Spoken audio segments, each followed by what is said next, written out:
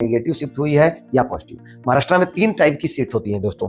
महाराष्ट्र में 3 टाइप की सीट्स होती हैं, open including semi government, IQ management quota और तीसरा एनआरआई कोटा। दोस्तों 3 कैटेगरी में हम सीट्स को यहाँ पे महाराष्ट्र में डिवाइड है, सेमी गवर्नमेंट, आईक्यू और एनआरआई। वीडियो में सिर्फ और सिर्फ हम जनरल और ओपन कैटेगरी का एनालिसिस करने वाले हैं दोस्तों। क्या आपके पास ब्रांचेज है? ओपन है जो यूआर कैटेगरी के लिए, ये जो है स्टेट मेरिट लिस्ट है, आईक्यू के लिए जो ओपन कैटेगरी के लिए हम बात कर रहे हैं, और फिर एनआरआई कोटे की हम बात करते हैं। हेलो दोस्तों, welcome back to our channel MBBS वाला। एमबीबीएस वाला की यूट्यूब चैनल पे आप सभी का स्वागत है। मैं Ritesh Singh Rajput, founder and CEO of MBBS वाला। मैं एक बार फिर से आप लोगों का अपने चैनल पे स्वागत करता हूं। दोस्तों आज के इस वीडियो में हम बात करने वाले हैं NEET PG round 1 Maharashtra state के बारे में, यानी कि महाराष्ट्र स्टेट का डिटेल रिव्यू राउंड 1 का रिजल्ट का है। ऐसे एप्लीकेंट जिन्होंने महाराष्ट्र की काउंसलिंग में पार्टिसिपेट किया था या पार्टिसिपेट करने वाले हैं, या जिन लोगों को महाराष्ट्र की काउंसलिंग का प्रोस्पेक्ट देखना है राउंड 1 का रिजल्ट रिव्यू, उसको इस वीडियो में बहुत कुछ मिलने वाला है।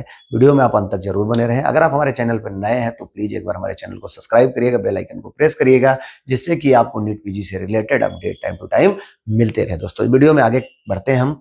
Maharashtra NEET PG 2025 round 1 result overview. दोस्तों हम बात करने वाले हैं महाराष्ट्र राउंड 1 रिजल्ट ओवरव्यू के बारे में। Maharashtra NEET PG round 1 result publish हो चुका है। अब हम देखते हैं कट ऑफ नेगेटिव शिफ्ट हुई है या पॉजिटिव। महाराष्ट्र में 3 टाइप की सीट्स होती हैं दोस्तों। महाराष्ट्र में 3 टाइप की सीट्स होती हैं, open including semi government, IQ management quota और तीसरा एनआरआई कोटा। दोस्तों 3 कैटेगरी में हम सीट्स को यहाँ पे महाराष्ट्र में डिवाइड है, सेमी गवर्नमेंट, आईक्यू और एनआरआई। वीडियो में सिर्फ और सिर्फ हम जनरल और ओपन कैटेगरी का एनालिसिस करने वाले हैं दोस्तों, क्योंकि जनरली लोगों का रिव्यू ओपन और जनरल कैटेगरी के बारे में ज्यादा होता है, तो हम वीडियो में जनरल और ओपन कैटेगरी के बारे में बात करने वाले दोस्तों। कट ऑफ पैटर्न राउंड 1 काफी ब्रांचेज में सेमी गवर्नमेंट में सीट्स ऐड होने के बाद भी कुछ ब्रांचेज में हायर साइड स्लाइटली गई है, कुछ जगह पे निगेटिव शिफ्ट भी देखने को मिला। आईक्यू मैनेजमेंट कोटा में एनआरआई कोटा के कट ऑफ से काफी ज्यादा डिफर रहता है और नॉर्मल कोटा से मतलब मैनेजमेंट कोटा काफी डिफर रहता है दोस्तों इस वीडियो में हम जनरल और ओपन कैटेगरी का एनालिसिस करेंगे। तो यहाँ पे महाराष्ट्र राउंड 1 कट ऑफ 2025 है। यहाँ पे आपके पास ब्रांचेज है, ओपन है जो यूआर कैटेगरी के लिए, ये जो है स्टेट मेरिट लिस्ट है, आईक्यू के लिए जो ओपन कैटेगरी के लिए हम बात कर रहे हैं, और फिर एनआरआई कोटे की हम बात करते हैं, उसके हम चर्चा कर रहे हैं दोस्तों इस वीडियो में। एनेस्थीसिया ब्रांच ओपन कैटेगरी में 27,647 रैंक। अब बात करते हैं आईक्यू कोटा में 1,35,021 रैंक पे आईक्यू कोटा में एनेस्थीसिया अलॉट हुआ दोस्तों। एनआरआई कोटा में कोई अलॉटमेंट नहीं है एनेस्थीसिया का। डर्मेटोलॉजी ब्रांच में 9641 रैंक और आईक्यू कोटा में 76,311 रैंक पे यहाँ पे आईक्यू कोटा में डर्मेटोलॉजी मिला है दोस्तों। इमरजेंसी मेडिसिन की बात करते हैं तो 12,967, यहाँ पे आईक्यू कोटा में 86,589 रैंक।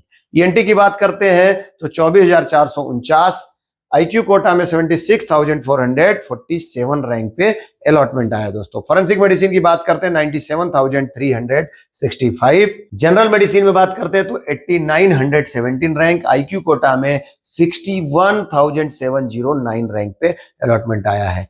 जनरल सर्जरी यूआर कैटेगरी में 23,565 और आईक्यू कोटा में 1,33,679 रैंक। गेरोट्रिक में 57,740 रैंक। न्यूक्लियर मेडिसिन में दोस्तों 1970 रैंक पे अलॉटमेंट आया है। यूआर कैटेगरी में ओबीजी में 15,125 और मैनेजमेंट कोटे की बात करते हैं तो 76,316 रैंक।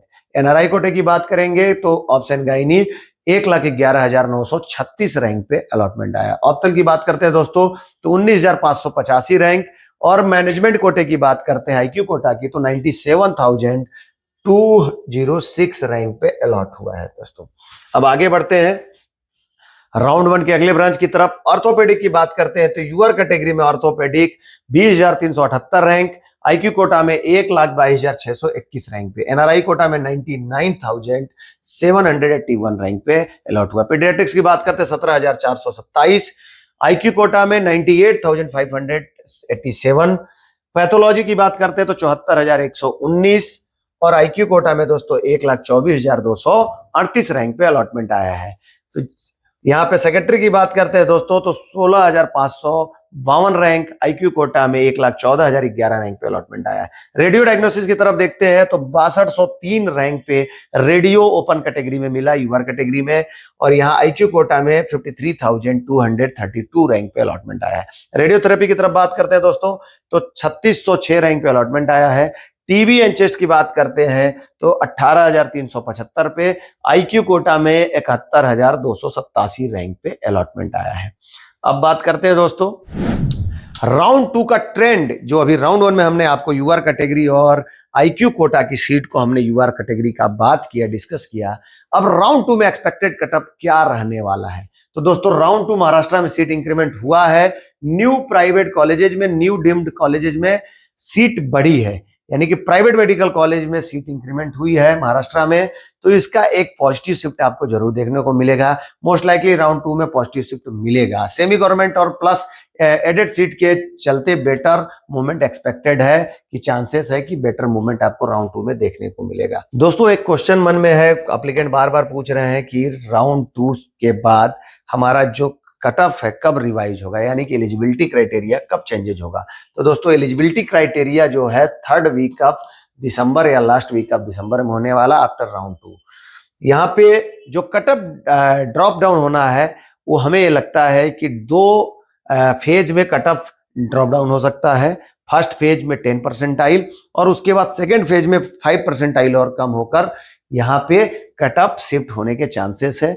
हालांकि 2023 में अगर देखा जाए कट ऑफ ट्रेंड तो 0 हो गया था, परसेंटाइल 0 कर दिया गया था एलिजिबिलिटी, यानी कि जो पार्टिसिपेट किया नीट पीजी के एग्जाम में वो एलिजिबल है काउंसलिंग के लिए। बट इस बार एक्सपेक्टेड है कि 15 परसेंटाइल तो डेफिनेटली कम होना चाहिए। 2 फेज में मिनिमम एक 10 परसेंटाइल का एक फेज और सेकेंड 5 परसेंटाइल और कम होगा।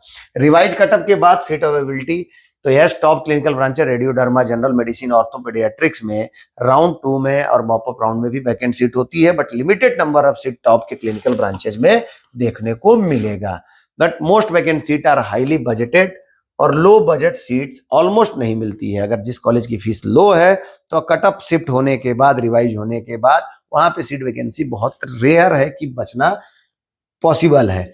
संभव हो भी सकता है, बट अगर आपकी रिवाइज हुआ तो आपके पास एक्सपेक्टेड है कि हायर बजट के कॉलेज में ही सीट मिलने के चांसेस रहते हैं। कंक्लूजन, महाराष्ट्र राउंड 1 में कटअप में मिक्स्ड ट्रेंड रहा, कुछ ब्रांचेज में स्लाइटली नेगेटिव, कुछ में स्टेबल रह गया। राउंड 2 में सीट इंक्रीमेंट के चलते पॉजिटिव शिफ्ट होने का स्ट्रॉन्ग चांसेस है।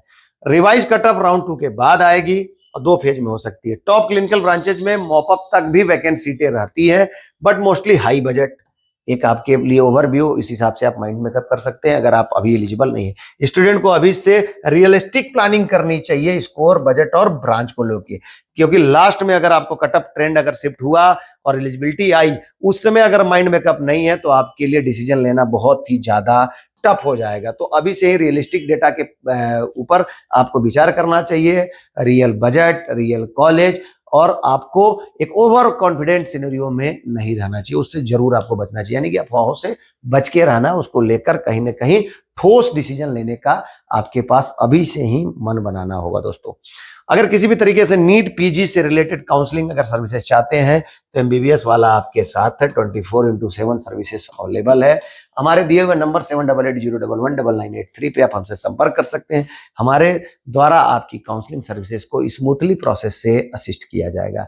इस वीडियो में बस इतना ही दोस्तों। अगर ये वीडियो पसंद आई है तो जरूर कमेंट बॉक्स में मेंशन करिए। किसी नए टॉपिक्स पे आप वीडियो चाहते हैं तो जरूर उस टॉपिक का नाम मेंशन करिए। मिलते हैं नए वीडियो में नए टॉपिक के साथ। धन्यवाद दोस्तों।